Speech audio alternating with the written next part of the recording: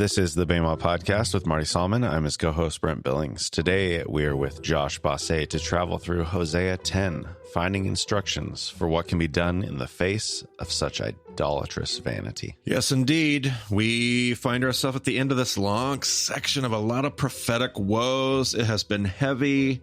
It has been thick. It has been depressing because it ought to be, because we can be so rebellious and disobedient and politically worried and obsessed. Good news is in our section today, we at least have some things not just about how bad it is and how bad we can be, but what we can do. And that's good. I'm here for some imperatives. I've never been more excited about some imperative commandments. Like, it's been, you are an idolater, and now it's like, do this, and I am here for it. I am ready to hear about all the things we can do. But Brent, how about you give us, I think we just need two. Just give us two verses. I think we're going to have stuff to talk about before we even get into it. Israel was a spreading vine. He brought forth fruit for himself. As his fruit increased, he built more altars. As his land prospered, he adorned his sacred stones. Their heart is deceitful, and now they must bear their guilt. The Lord will demolish their altars and destroy their sacred stones. And everybody's like, man, Marty, that didn't sound like helpful. That sounded like more of the same stuff. Yeah. Give us a second. We got to get down there. It's down there. It's waiting for us. But Josh, it didn't take you long. You immediately noticed something in the first few words of Hosea 10. Yeah, and I have to, this one is not, it is not me, but Robert Alter speaking through me. So when I was preparing for this, I saw that that first image, right, of the spreading vine is totally different in altars. He talks about like a dead and empty vine, this like dead plant image, and I think the reason why it's different, because I looked into the Hebrew, and that word definitely means to be like empty, withered, destroyed. I think it's probably changed here. Well, I mean, for a lot of reasons, as we've talked about, translation is tricky business. But partially, the rest of the verse is talking about this fruitfulness and this producing vine, which doesn't make much sense if it starts out empty. And the way Alter kind of resolved this is he, if you were listening close, it said Israel was a spreading vine. And so he has it the opposite. He says Israel is an empty vine, a dead vine. It's right now it's dead and withered.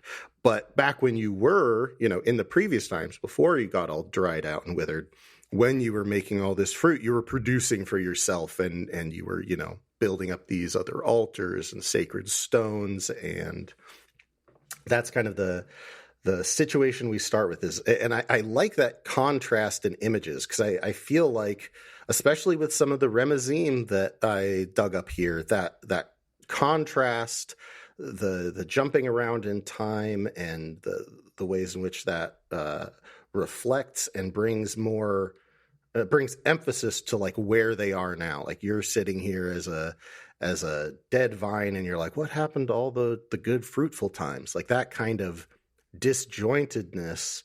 I mean, honestly, it reminds me a lot of the conversation we had the last time I was on here about like the leadership and the priests, and that being connected to this like huge fallout that has rotted things to the very core. Yeah, absolutely. 110%. And we have more of this same talk. Was a couple episodes ago with Reed talking about how empty is empty. So this note that you have from Alter about Israel was an empty vine, like there was a time, apparently, because of all this fruit, they're empty now, but there was a time it was working real good. Like there was a time where fruit increased, he built more altars, his land prospered, he adorned his sacred stones.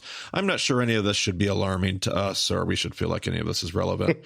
that a group of people could experience like prosperity. I'm not talking about America. I'm talking about Christianity, Christendom, the church. I'm talking about our families. I'm talking about whatever.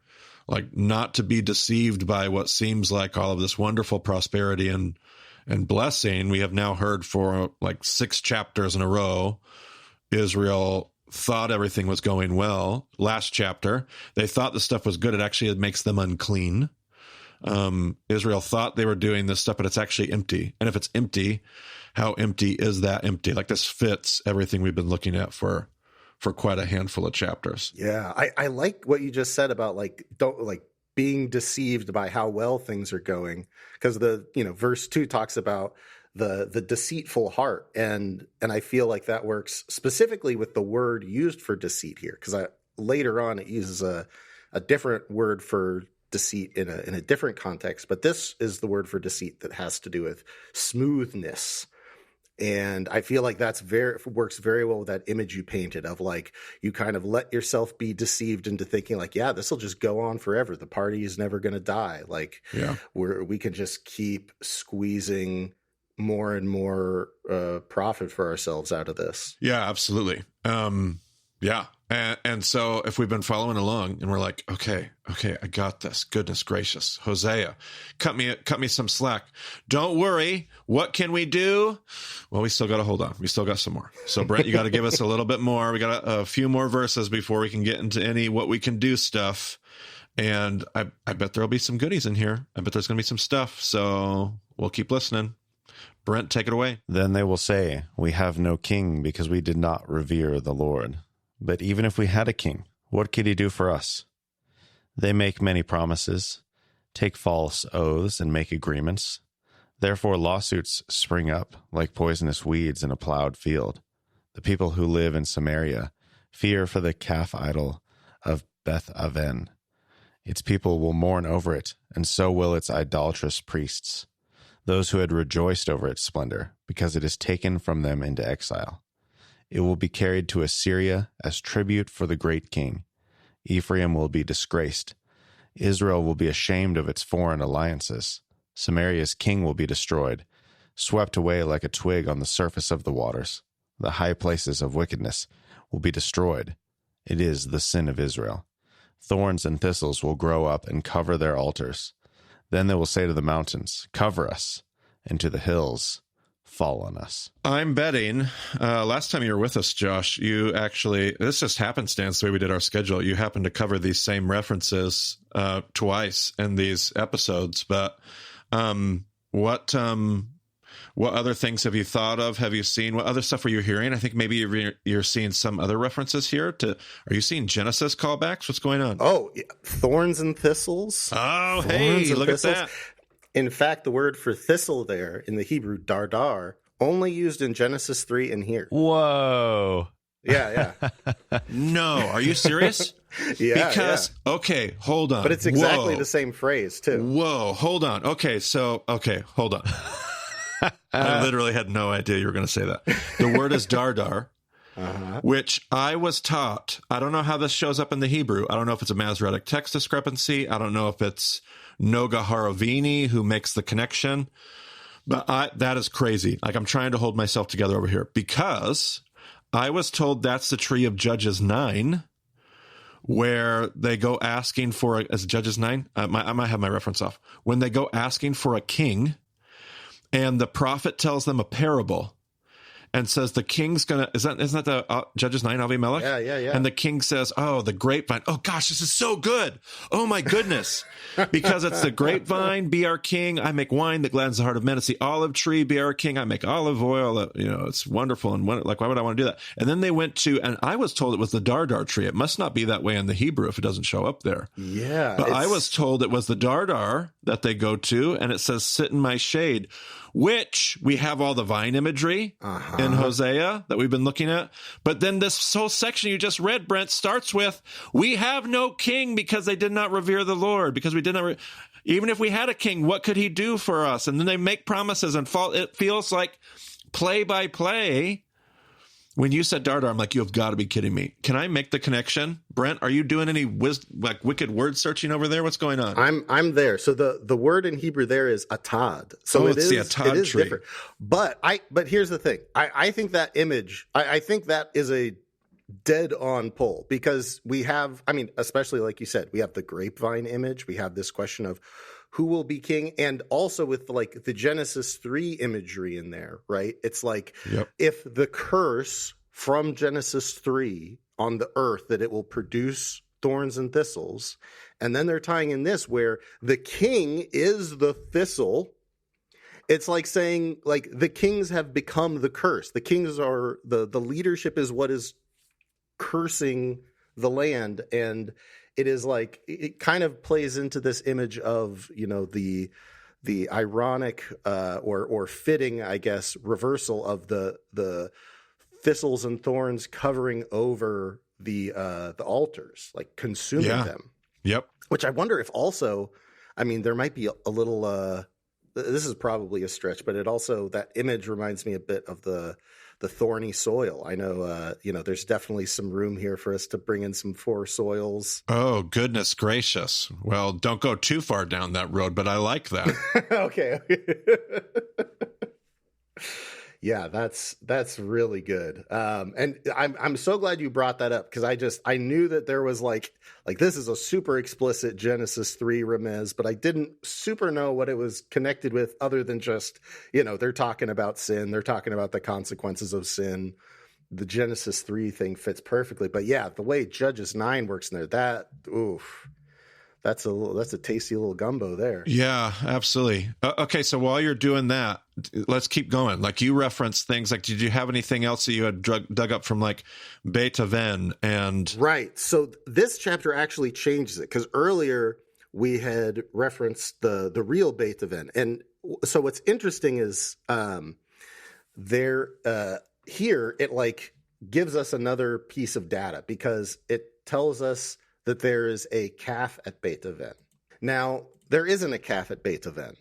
There were two golden calves. One was in Dan. One was at Beit El. Beit El, right. And so, and this is not something new. Like, a lot of commentators point out, like, this is kind of a derogatory way of referencing Beit El, which they'll end up talking about directly later in the chapter. But in this sense, I think on one level, on the Peshat level, they're definitely referencing Beit El and calling it Beit Aven, which Aven means iniquity and suffering. So there's like a very clear statement being made there. But if I remember correctly, the other previous connection we made with Beit Aven was with the when Saul brings out the ark. Yes.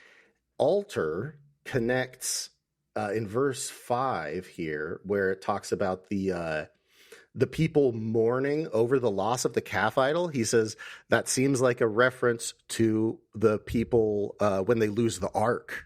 Okay. That it's the same language. Like they're going to mourn over the loss of these idols the way that they had previously mourned over the loss of the ark, the loss of, you know, God's seat of presence. Right. Oh. I think this kind of goes like it is multiplying and really emphasizing like how root deep this problem is. Like they are like that dependence on the kind of complex of idolatry and alliance and reliance on foreign nations and this whole system they have built.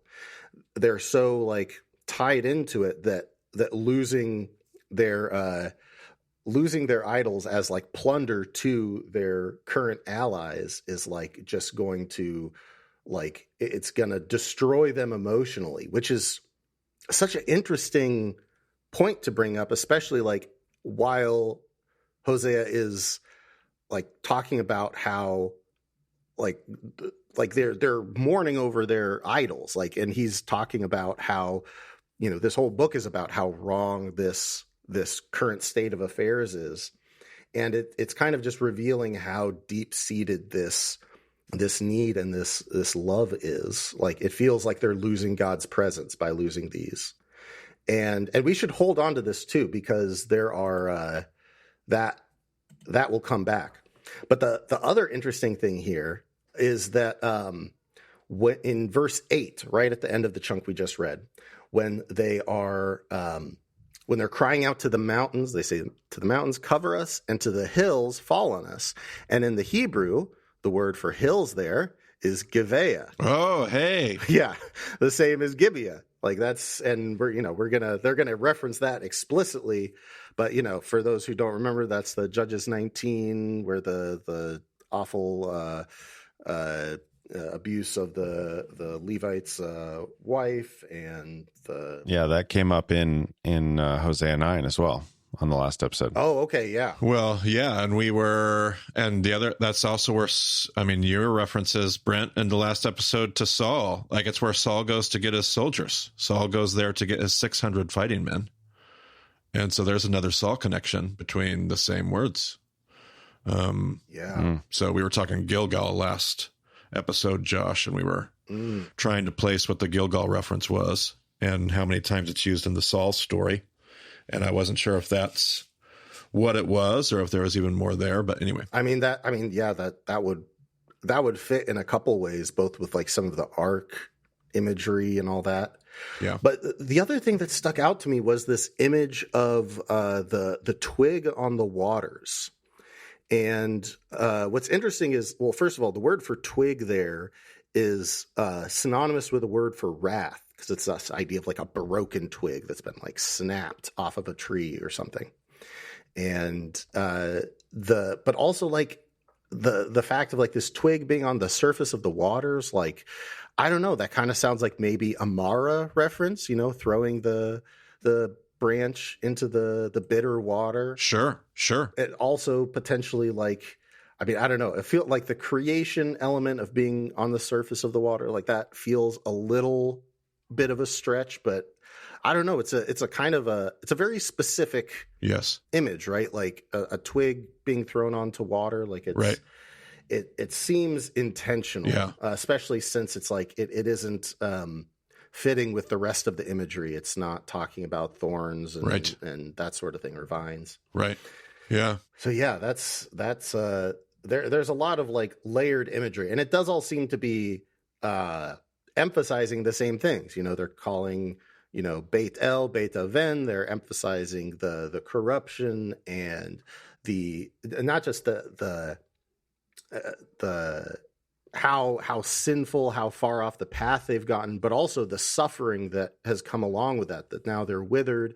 Now it's this stick that's been snapped off of the tree, and it's just being tossed about like this thing that was once firmly rooted is now just being tossed by waves and at the mercy of God's wrath. And I wonder if the Mara reference is like, because with Mara, is that where they have to drink the bitter water? Am I mixing that up? Gosh, that's embarrassing. Mara would be the water that was bitter that he threw a stick into, and the reference is not his staff. He throws a twig, essentially is the same idea, into the water to make it, and it becomes sweet. Right. This isn't right. I'm mixing this up with where they have to drink the golden calf. Yeah, that's what that'd be Exodus later. Yeah. The golden calf is definitely going to be a big theme for this chapter. So we do have calf idol. Yeah. And that idea of having to drink down the bitter water. That's really interesting for me. And identifying them with not the people who are thirsty, but with the twig that is there to purify the water. Like maybe the idea here is that the kind of like what we talked about back in chapter 5 with like, the consequences of your actions, like they can't really be averted at this point. There's going to be consequences that you got to eat. You got to eat the loss. You got to eat the suffering that has been prepared for you. And trust at this point in the story looks like believing that there will be fresh water at the end of that for the next couple generations down the line. Yeah, absolutely. One other thing before we move on, the verse 8 reference there, the high places of wickedness will be destroyed. Wickedness is Aven. Oh, hey. Mm-hmm. That's good correlation. Love that. I even like that phrase. It is the sin of Israel. Sure. Like going back to the Beth Aven from earlier, and people mourning over it, like mourning over the loss of these idols. Like Israel's sin is that they're not even mourning over the loss of God at this point. They're mourning over the loss of these false idols. Yeah, absolutely. Absolutely. Yep. I love that connection. 100%. Give us just a few more, give us like 3 more verses, Brent, and we'll set up our We're still not to the how-tos yet, but we're going to set them up. So You promised, Marty. I know they're coming. They're coming. Since the days of Gibeah you have sinned, Israel, and there you have remained. Will not war again overtake the evildoers of Gibeah? When I please, I will punish them. Nations will be gathered against them to put them in bonds for their double sin. Ephraim is a trained heifer that loves to thresh. So I will put a yoke on her fair neck. I will drive Ephraim. Judah must plow, and Jacob must break up the ground. All right, this idea of Judah must plow, Jacob must break up the ground. God's going to drive Ephraim like a trained heifer. Like there's work that's going to be done. Like they're going to plow up, they're going to break up some ground. That's going to start setting up our how-tos, our four imperatives we're going to run into here in the next few verses. But it's giving me, here I go, Brent. I'm going to do it again, Brent. It's giving me soils is what it's giving me. Like I am hearing, hopefully I don't do this every time I think of a reference. But parable of the soils. We often say parable of the sower. Josh, you were hinting at this earlier. I don't know if it's here or maybe you want to wait a little bit. Let us get a little bit more stuff on the table. What do you think? The four soils would be really interesting with the how-tos. Okay. But I do have a couple interesting things. One of them is an altar point. So I love it. Has there are two things. So first of all, he starts by pointing to the bit where they reference Gibeah, that like since that like, kind of I shouldn't say high point, but that notorious high point of sin and wickedness, like you've like that since then this has been a reality, which kind of harkens back to how like that kind of sin redemption cycle that we talk about. But the part where it says they're still there, Alter has a different translation for it. He says I'll just read it from him. From the days of Gibeah, Israel offended. There they took their stand, and then here he puts it as like a quote of like what the people there said. War will not overtake them in Gibeah against the wrongdoers. Like there was this, and his take on it is basically saying like they were confident in what they did at Gibeah. They weren't ashamed of it. They thought like nothing's going to happen to us. And then, Israel bands together to put a stop to that. And that sense of like not even being ashamed and not even being worried about consequences feels very fitting.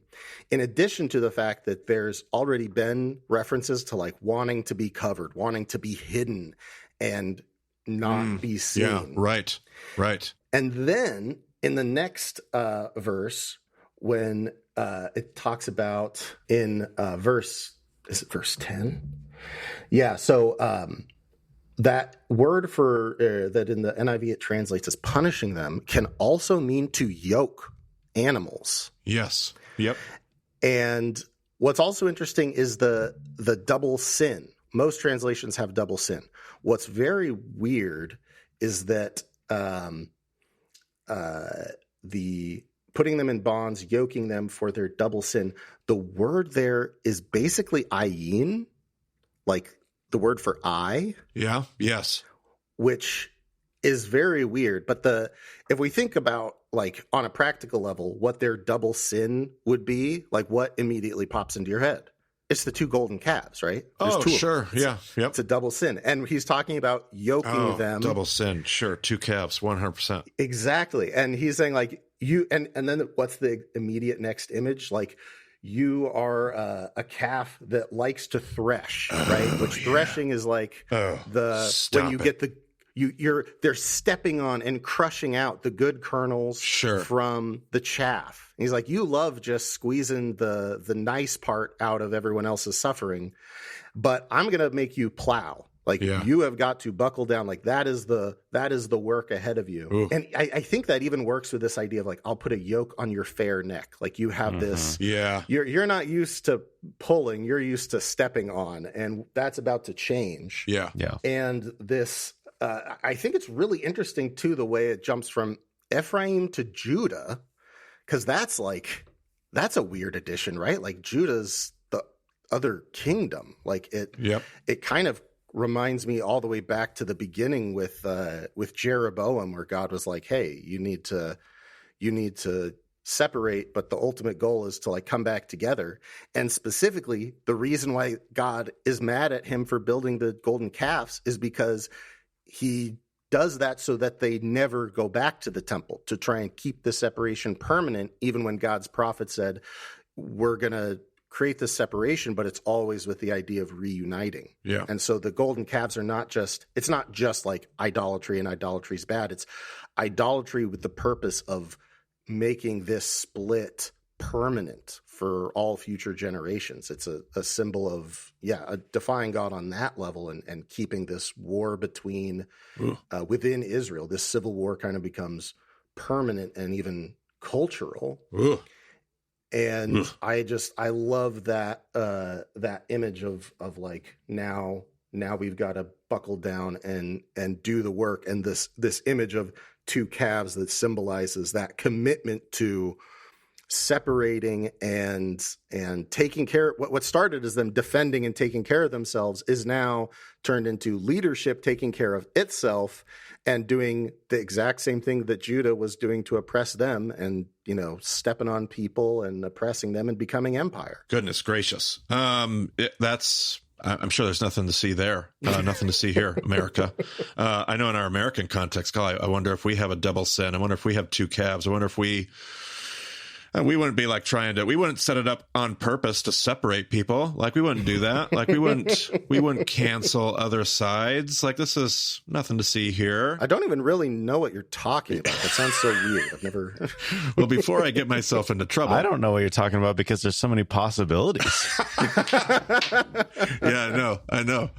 Well, before I get myself in too much trouble, what I'm also hearing when you talk about this is we don't catch it in the English, but in the Hebrew, there is some repetition. There is some parallelism happening. Bam, bam, bam, bam, bam, bam, bam, bam, which is interesting based on what I'm going to propose in the next verse. So it's time for our how-tos. All four imperatives are going to show up in one verse, Brent.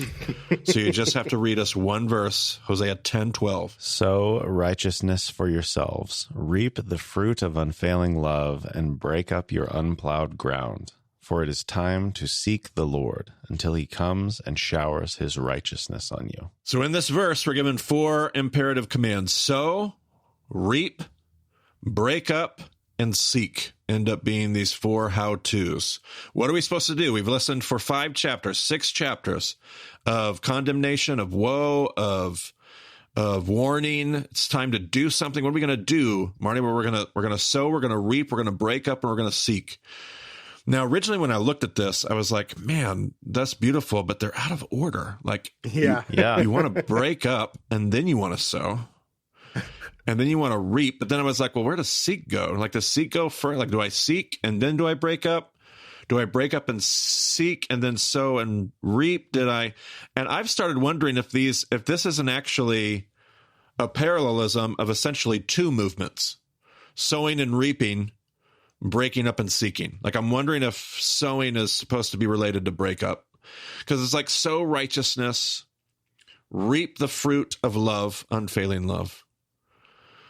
And I'm like, okay, that's great, Jose. I just don't know what you're talking about. Like, what is it? Like, what will it actually mean to sow righteousness? And what is it? Like, what is it? Like, what does the fruit of love like look like? Oh. And then I have breakup and seeking, and that starts to maybe make a little bit more sense. And I wonder if I'm supposed to actually understand sowing and reaping. I don't know. I'm speculating through the lens of breaking up and seeking. And whenever, and this is my teacher, this is Ray coming through, because whenever we did this verse, and this was a big verse for Ray, it's a big verse for me whenever I take students over to Israel. Whenever we studied this verse, like how are you going to break up? Like Ray would make a big deal about, like, how are you going to break up your unplowed ground? How break up? What does it mean to break up your own plowed ground? How do you break it up? And then he would scream Jeremiah 23, which I found interesting because, Brent, we just read Jeremiah in the last episode. Indeed. We read Jeremiah 20. He said, if I try to keep his word in my chest, it becomes a fire. If I say, I won't speak of this anymore, I'm done being a prophet. His word becomes a fire in my chest. Give me Jeremiah 23, Brent, 25 through 29. I have heard what the prophets say who prophesy lies in my name. They say, I had a dream, I had a dream. How long will this continue in the hearts of these lying prophets who prophesy the delusions of their own minds? They think the dreams they tell one another will make my people forget my name, just as their ancestors forgot my name through Baal worship.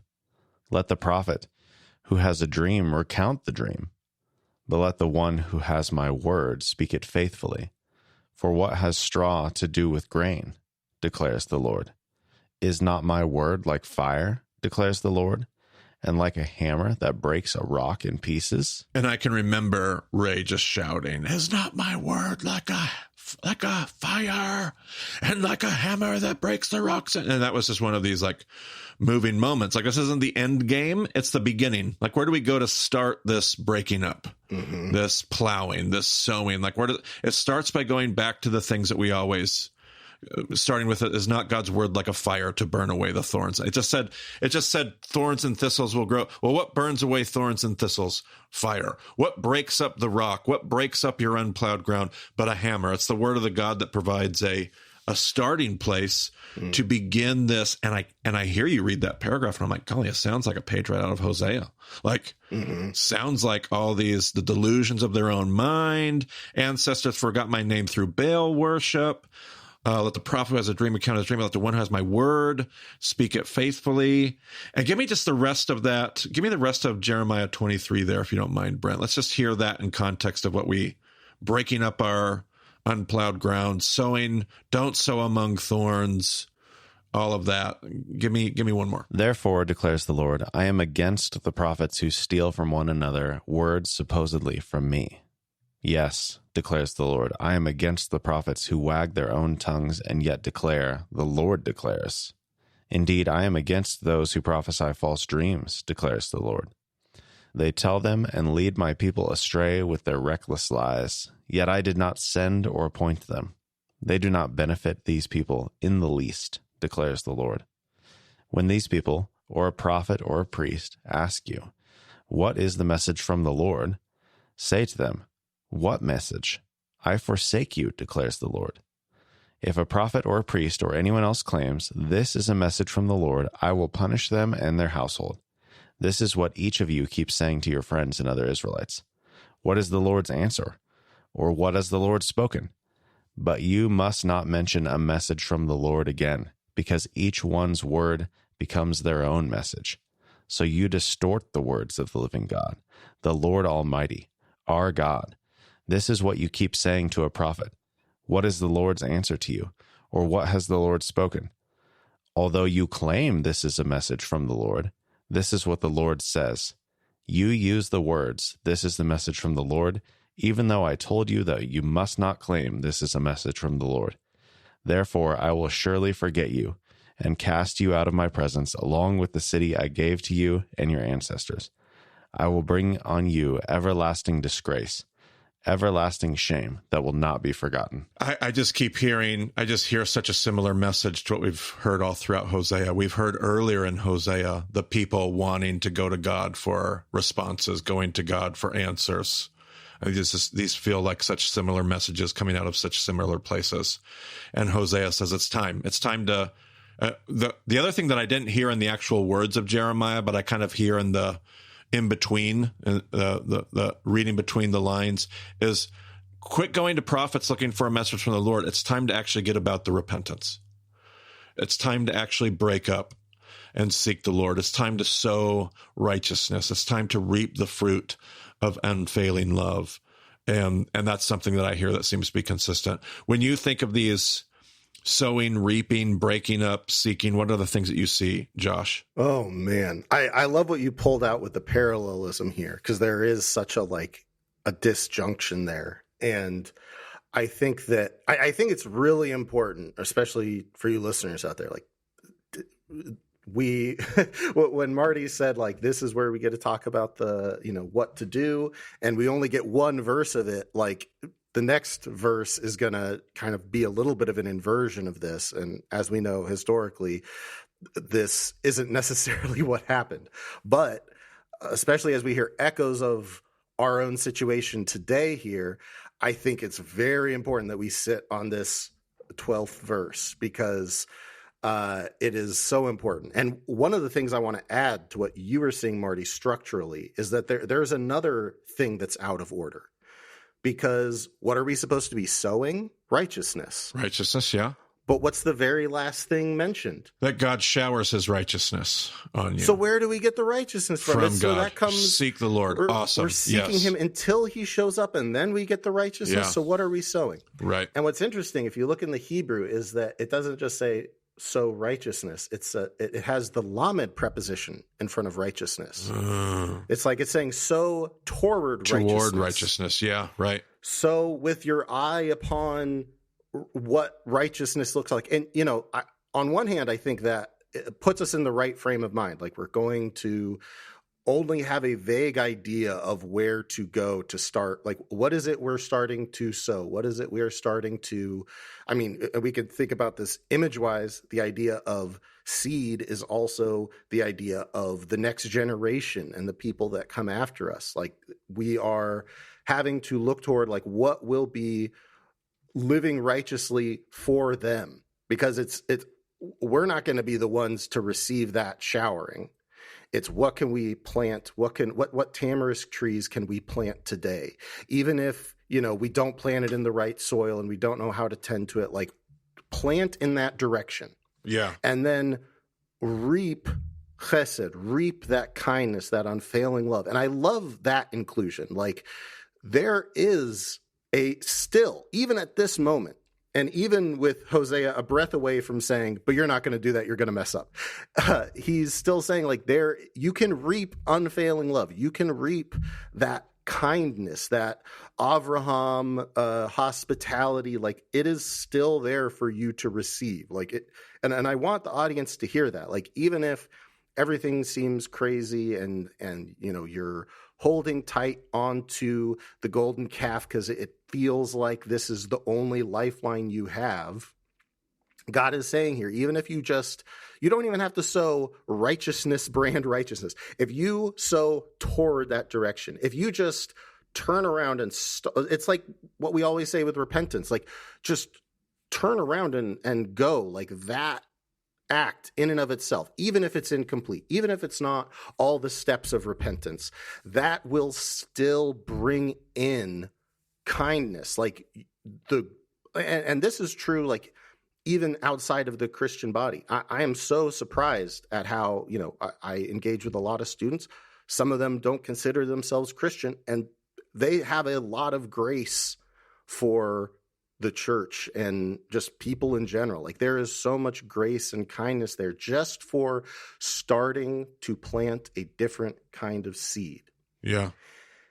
And then to talk about, like, breaking up and seeking the Lord. I know it's a dirty word, but, like, isn't that deconstruction and reconstruction? Like, sure. Isn't that, like, just breaking it up? Not because every dirt clod you're dragging your plow through is evil and wrong, but just because you need to create some space and there's something, you need to soften it up a bit. It can't be this rigid, hard, dead soil. You need to get deeper. Yeah. And that soil at one point was fertile and produced a lot of fruit, but we need to turn the soil. We need to break it up. And in that, we're seeking the Lord and trusting that at some point there will be righteousness showered on us. And I think that's a great way to set our expectations. Like, we are breaking up hard earth. That's not an easy job. That's hard. There's a reason they have, they put cows in to pull that stuff, because it's hard work. It's heavy lifting. And we are, the prophet here identifies the leadership, but also the people groups is like, you are the animals pulling this. Like, you are going to have to shoulder that load. And it's heavy work. It's hard work. But we have to trust that we're not going to see, like, that we're seeking God, and we're not going to see the fruit of that for a while, possibly not even in our own lifetimes. And that's not easy to hear, especially when you think you have a good thing going. But man, like, okay, so this is perfect for the parable, and you got to put the parable of the soils episode in the show notes, Brent, because this is perfect. So we made a big deal about who the sower was, because the seed comes from God's the sower. God's the main character in all the parables. So we made a really big point back then, and you pointed out it's God that showers. If you're sowing righteousness, that seed, they're sowing in the direction of, they're preparing the soil. They're doing the work of the parable of the soils. Oh my gosh. God's actually the one that's the sower. Yeah. And then Josh Bossé, if you remember, we said one of the key remezes was you said you might not even realize it in your lifetime. Josh, we called back to the story of Isaac. Yeah. And we called it a mission realized, because Isaac realizes the mission of his father Abraham. After Abraham's gone, Isaac stays in the land and reaps 100-fold, which is the reference to the soils. And it's because he literally reaped the fruit of unfailing love. He stayed in the land. Oh my gosh. He stayed committed to hospitality. He didn't argue over the wells. He suffered injustice. Yeah. He did the opposite of what's happening in Hosea. He's literally doing the opposite of the people of Hosea. And because of that, so everything you mentioned there, like, worked absolutely step by step perfectly with what we see in the parable of the soils, because it really truly is. You're sowing in the direction of righteousness.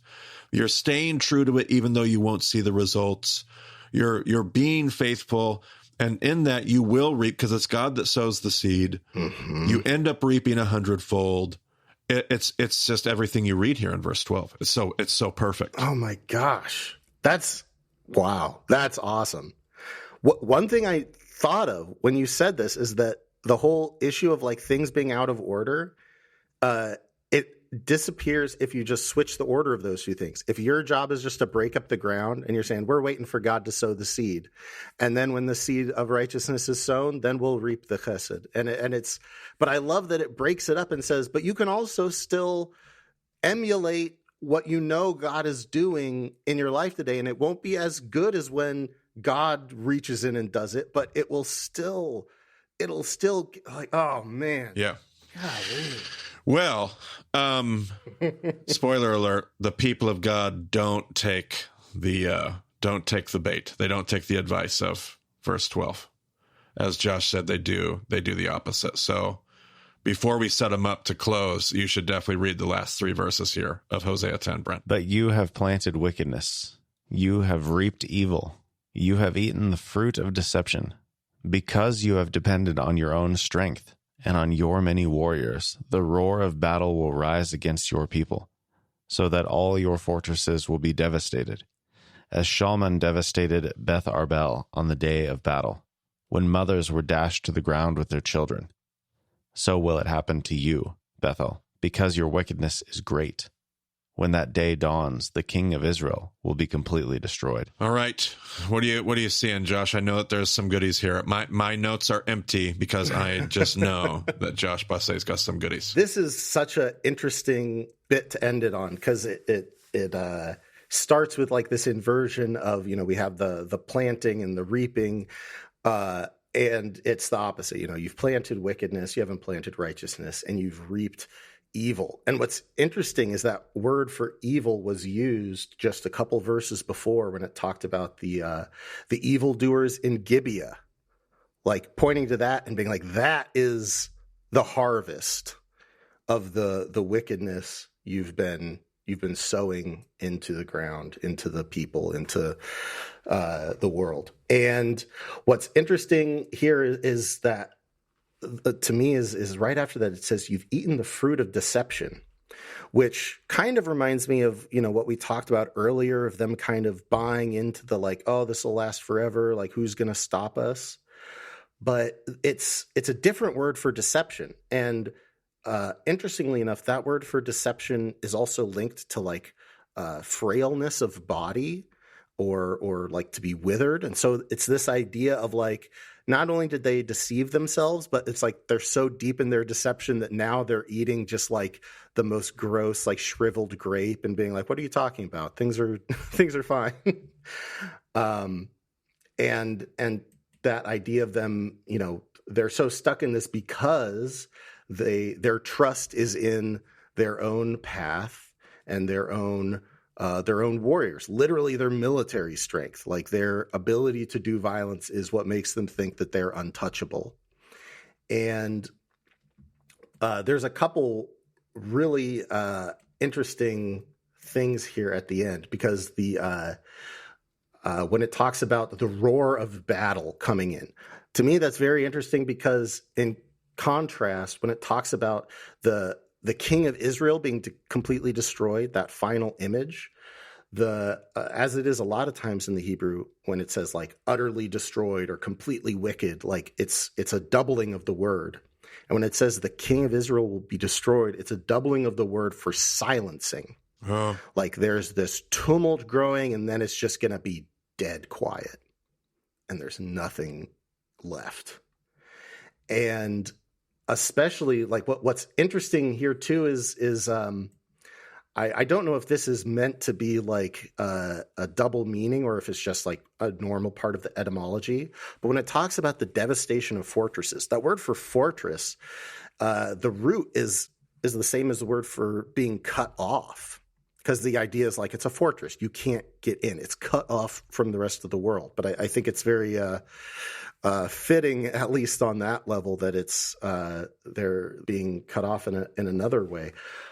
But there's also an interesting detail here that sticks out to me. Because remember, how we have seen Bet Aven used repeatedly, but here we see them named Bethel in verse 15 there. So it will happen to you, Bethel, because your wickedness is great. And I feel like it's at this moment, like when we're talking about just these awful images, right? Before we were talking about plant imagery. And all of a sudden, once we get past verse 15, it's like it snaps back to reality. It's like, no, women and children are going to be killed and like smashed to death. You, Bethel, I'm not calling you the funny joke name that I was using to poke fun at how evil you are. Like, you are going to be gone. When that day comes, there will be nothing left. Like, it gets so real. And I think the way that it just drops all that imagery is really incredible. And that kind of leads me to the final, like, mysterious thing. Beth Arbel? This is a place mentioned nowhere else in the entire text. Its name seems to mean the house of God's ambush, or the ambush of God, perhaps. Like it's very uncertain what it means. And similarly, we have this mysterious character, Shalman. Who's Shalman? A lot of commentators think this is Shalmaneser, which is the name of a couple of the big Assyrian emperors, which would be very fitting. But I found another very interesting connection in in a lot of commentaries. In 2 Kings 15, there is a character with a similar name, Shalom, and he is the guy who ends Jeroboam's line. Oh, wow. Sure. And so I wonder if, especially in a verse where he's like, using the direct names and kind of dropping the facade, I wonder if this name of Shalman, and like kind of half sounds like Shalmaneser, half sounds like Shalom. Maybe he's saying like, this is like this mistake, or not mistake, but this great sin, these two calves that kind of symbolically represent their divorce from Judah and going down this path. Like his line was ended by this guy named Shalom. And, the history of the Northern Kingdom, there's so many assassinations and political tumult. And I wonder if it's saying like that is like that kind of finds harmony with like Assyria is coming for you. Like your deals with them are not going to stop them from taking even these things that have been destructive for you, but you're in love with, these idols. Like they're going to be plundered by your supposed allies. Like you've given up on what is life-giving, and now you're just eating gross, shriveled up grapes in your little cut off fortresses, thinking that nothing bad can happen to you when you're about to lose everything. And that final image of like they could have done a lot. Hosea could have said a lot of things to be like, what, your king's going to be destroyed when that comes. But him tying it to the image of the sunrise, like there's something about that is like, the sunrise is usually kind of like a hopeful thing, like, oh, there's a new day that could come. But that new day is for someone else. That new day is the space that's made after you leave and you are gone. And there is like with all the gut punches, and like you said, Marty, how much repetition there is that just keeps driving this point home, like Jeremiah's hammer, just over and over again. And especially after opening the door and saying, this is what could have happened to fix this. But that's not the path that was gone down. And now it's going to be total silence. I think that's a fantastic connection. It would make sense. One of the things that I dug into is there seems to be a lot of potential debate about, I hate to word things in a way that make people freak out, but like manuscript additions, redactions, discrepancies that potentially later, because Shalman would be later than Hosea. That would be a later reference. Right. And that would be interesting. Shalom would make far more sense because Hosea is literally directly talking about the sin of Jeroboam. That makes all kinds of sense. But it would also seem that the later manuscripts want to change it, not because they screwed up, but on purpose they're wanting to change it because the location of Beit Arbel, it's the only place it's referenced. So we literally don't know. Yeah. Most all scholars put it east of the Jordan. Some put it closer to Jordan in a modern ruin that we have. Some put it a little bit further away from the Jordan, but east of the Jordan. But just what, 20-minute walk away from Tiberias is Mount Arbel. Oh, sure. Mount Arbel is where the caves of Arbel were, where all the zealots were revolting at the end of Judah Maccabees, and their women and children were thrown down to their deaths from the caves and the rocks. Like the prophecy is perfect for that Arbel. And if Hosea is understood as a prophecy against renouncing violence, it would make sense that some redactors in a manuscript make that, we could say, marginal change or annotation or redaction in order to point it at a more modern audience. Like, you're committing the sin of Jeroboam in the way you're trying to go about dealing with Rome. Oof. You're choosing political expediency at the expense of the kingdom of God. Man. I'm not saying that's what is happening, but as I dug into it, I'm like, oh gosh, that's juicy. Yeah, that's really juicy, man. Fun times in the Bible, but I just love how all that fits. I love your idea there about Shalom, because that would make all kinds of sense. He's the one that ends Jeroboam's reign. That is literally how the sin we're looking at is going to come to an end. Absolutely. Yeah. And also with Shalom, like it doesn't say in 2 Kings like where that happened, but wouldn't it be so fitting with the image of silence if it's like a place that truly is just like no one knows, it's gone. Yeah. And just there's something about that feels like kind of scary, I think, especially when we consider the modern implications. But I think the scariness of it is also symptomatic of how self-centered our view is of like, we're the most important people in the world. And the idea of like, hey, you know what? Like all the tumult, all the chaos, like when I think about just like everything from, the rabid competition and Wall Street and the internet and all these things, like there is something in me that like when I hear like, hey, it's all going to stop. Yeah. And it's going to be quiet. There's part of me that's like, yeah, like the land needs to rest. Like we need to plow up the ground. And there is something in my heart. Maybe it's the more of the image of God part that's like hears that call to repentance and is like, yeah, we really need that. We really need an intervention. We really need God to just give everyone some space, and it's going to hurt. It's not going to, going cold turkey like that is pretty rough, but maybe it's what exactly what we all need. There's some maybe things for us to consider there. Maybe some breaking up and some seeking, some sowing and reaping. I don't know, whatever. Yeah, I realize I've been quiet for a while. There's so many dangling threads here that I'm like waiting to pull on. I have so many tabs open right now. And I know that's normal for Brent Billings, but that's not normal for me. I have like 60 tabs open as we talk. Yeah. So much stuff going on. And even just like looking at the 4 things and like trying to understand like, okay, what order they in? How are we supposed to like, do we break them in 2 and 2? And even just the way it's punctuated in the NIV versus how it's punctuated in the NET. I'm like, oh, so if I think of it like that, then that changes this. And like, I'm sowing righteousness for myself and reaping unfailing love. But then you seek the Lord and he just showers it on you. It's like, okay, all right. So like, there's just so many different ways to look at this and think about this. And yeah, I know. Something that just popped up to me. I shouldn't have said it. Yeah, I know you should. You really messed us up. But this is a quick one. Because in verse 13, we kind of have a repetition of the thing, planting and reaping, all that stuff. But in verse 12, we have 4 things, right? We have plant, you reap, you break up, and then the Lord comes. You seek the Lord, and the Lord comes. And in verse 13, there's only 3 things. And, you can obviously, eating the fruit is different than breaking up the ground. But maybe the idea is like, instead of doing the hard work, you're just snacking. Yeah. And then what is the absent piece? Seeking God. God's not there. Yeah. See, God's not being sought, and God's not showing up and showering righteousness on you. Like that.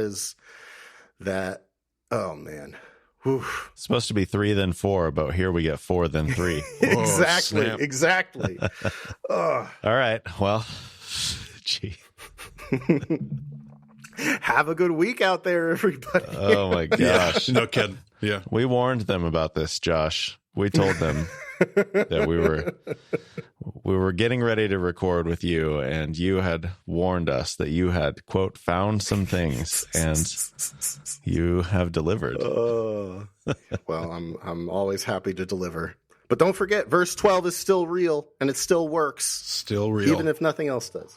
Still real. Well, check out the show notes. We've got the couple of episodes that we referenced. The soils episode is 109, and then also we referenced the Isaac episode, which is episode 12. So you can go back and check those out if you want to dig into those references. But boy, those are not even like so many things. Just so many books open, so many tabs open, so many notes scribbled on things. Like we have all sorts of stuff to dig into. So thank you so much for joining us on the Bearmont Podcast this week.